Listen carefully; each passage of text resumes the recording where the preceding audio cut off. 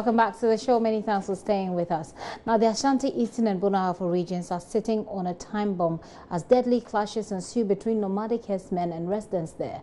15 more people have been killed in the past 2 weeks, and the same period within which these criminal activities were highlighted in our documentary Hotline. Officials appear to be overwhelmed by the situation.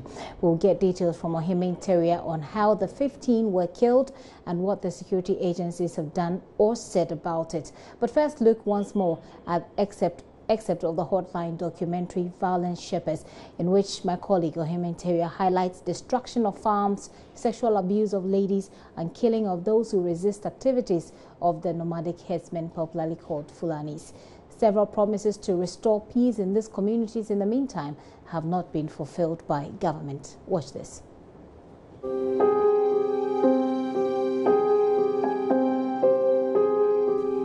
The chilling story is told of 40-year-old Ernestina Jemfi and her 5 children who, for lack of funds, are putting up with a good Samaritan following the killing of her 47-year-old husband, Kwame Free. The family had been kicked out of a room her late husband rented for their inability to raise 1,400 Ghana cedis to pay rent.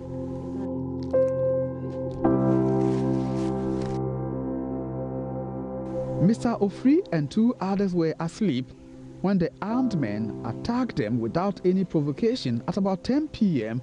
in March 2016. Ernestina tells me her kids do not attend school anytime the family runs out of money. She wants government to support her family.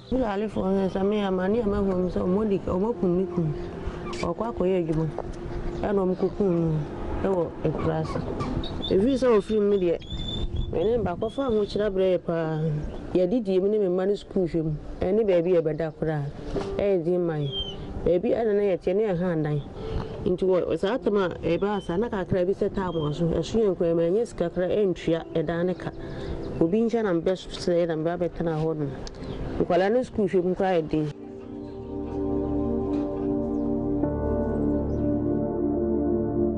Yanyan Techua's husband, Solomon Kwakwewua, a worker at the Agogo Hospital Dispensary Unit, was shot at close range in the ribs by suspected armed robbers.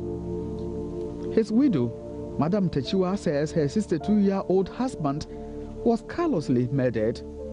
She single-handedly has been sponsoring education of her 5 children, one of them in senior high school and another in nursing training college. Almost very pure. Motono, Ejinai, Omujina Motono. Into Omujina Motono. And I'm soon see for Musi, and I'm castle scale on one pebble. To the pound catch us on and not die. Into a die, and I'm not kind of a proper. No more, I saw more corn. Oh, paganity. No castle into a brown papa to a bone. I feel the Amsterdam and Hotchron. Hotchron, no, yes, I will tune in an tutu. A good officer. And then it's more papa and I confess I know down and your meaning. What is something I would do? I will so ever now.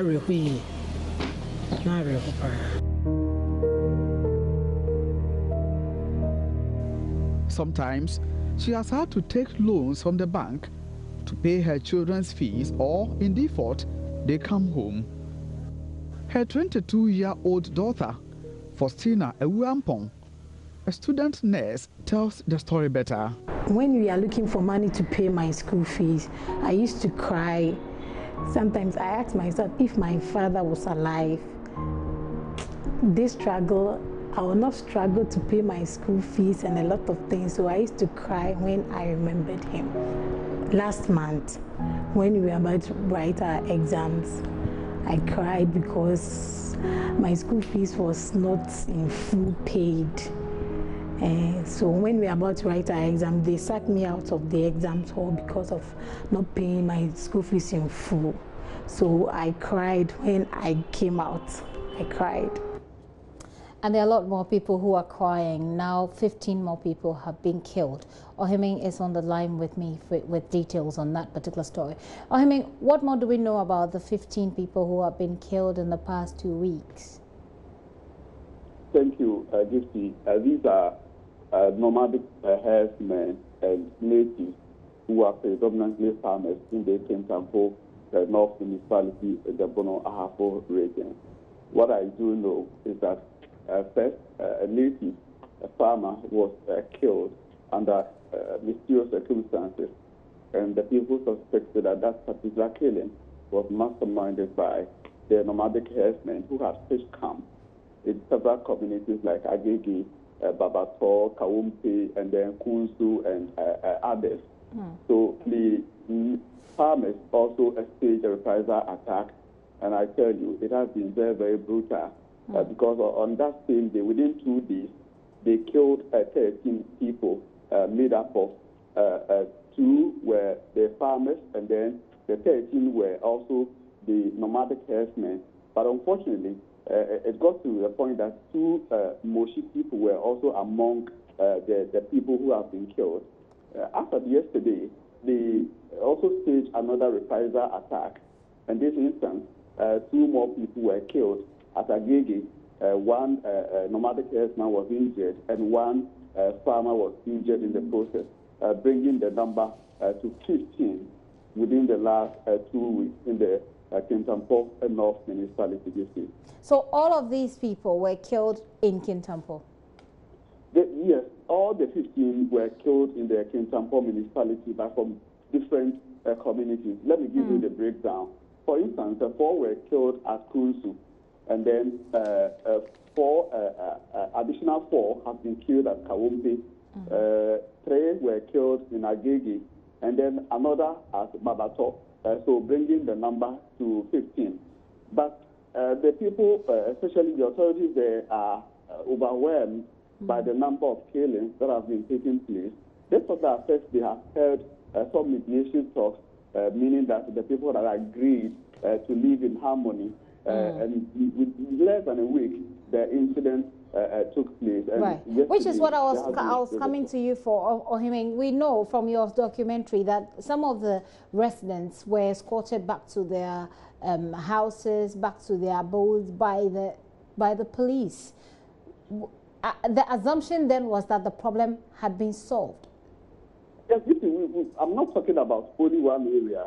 The people who were led into their homes by the police were from Emetemasem in the Kwau district of the Eastern region. And now we've had this repeated attacks in Eastern Ashanti and Bono Ahafo region. So the latest attacks are from the Bono Ahafo region, and specifically in the Kintampo North municipality. And I can report that there are several attacks that are being planned. For instance, in the Brekum municipality, if attempts or authorities sit down unconcerned, we will be registering more blood cells in the country. In that case, what are authorities saying about this particular 15, this wave of fresh killings? What are they saying? What is the police saying about it?